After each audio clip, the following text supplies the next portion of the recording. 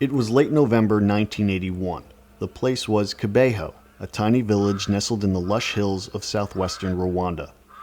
In the cafeteria of one of the poorest boarding schools in the country, Alphonsine Mumaraki, a 17-year-old student, had just finished lunch with her classmates and was busy cleaning off tables as part of her scheduled chores.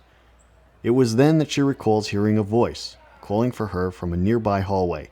Little did she know that in the moment that ensued, she would come face to face with a most extraordinary visitor.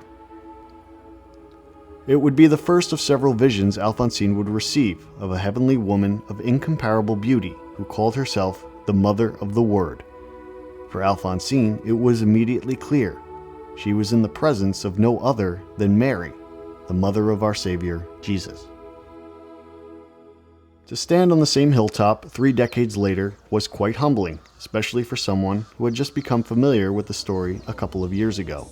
I found myself here as part of a pilgrimage with Left to Tell author Immaculée Ilibagiza, whose own faith experience has led her to bring hundreds of pilgrims from the US and Europe to this holy site. As part of the filming for an upcoming documentary on the apparitions, I was here to capture the 30th anniversary feast of Our Lady of Kibeho, a celebration marking the November 28th date of Mary's first appearance at Kibeho School. While preparing for this pilgrimage, I refamiliarized myself with the incredible story of how the Blessed Mother appeared to several young people in and around Kibeho during the early 1980s. As recently as 2001, the Vatican, in a very rare move, approved 3 of the visionaries, Alphonsine, Natalie Mukamazimpaka, and Marie-Claire Mukangengo, as having authentic experiences of the Holy Mother. While this approval has certainly elevated Kibeho's status among apparition sites around the world to those of Lourdes and Fatima, it is the message Mary brought of conversion, devotion, and prayer that has made the greatest impact on the people of Rwanda. A people who saw evil unleashed across their country in the form of the 1994 genocide, claiming nearly 1 million lives over the course of 3 months. It was Mary, Our Lady of Kibeho, who came to warn of the impending war if hearts did not turn back to God. The premonition she revealed to the visionaries 10 years earlier contained unmistakable images of the horrors and brutality of the genocide.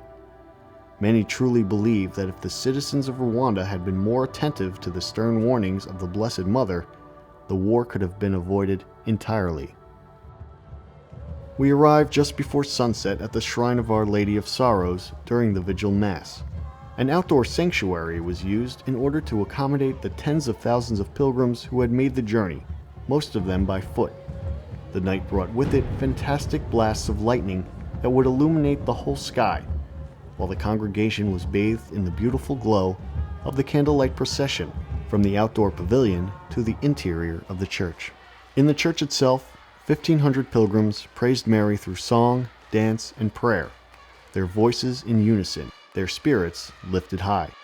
They would sleep inside the church that night, on the concrete floor and on wooden pews. They were the fortunate ones, however, since most of the other pilgrims had no choice but to sleep outside in the cold and rain. One such group of pilgrims was a youth choir from Rwanda's western province, who had traveled over 120 miles over 4 days to lend their voices to the celebration.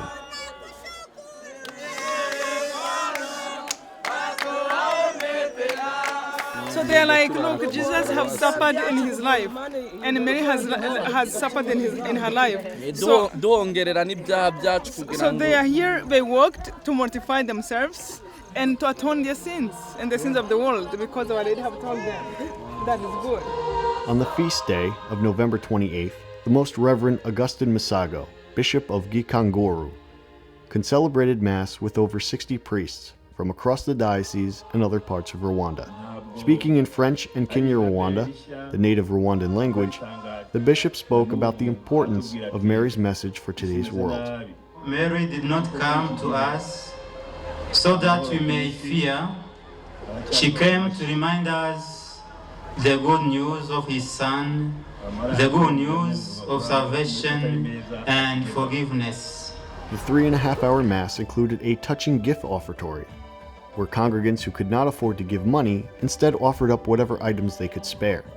This included grain, wine, fabrics, and homemade items. For the thousands of participants, some coming from places all over the world, this was truly a celebration of God's divine grace and the continued mercy and love that Mary gives her children on behalf of her Son.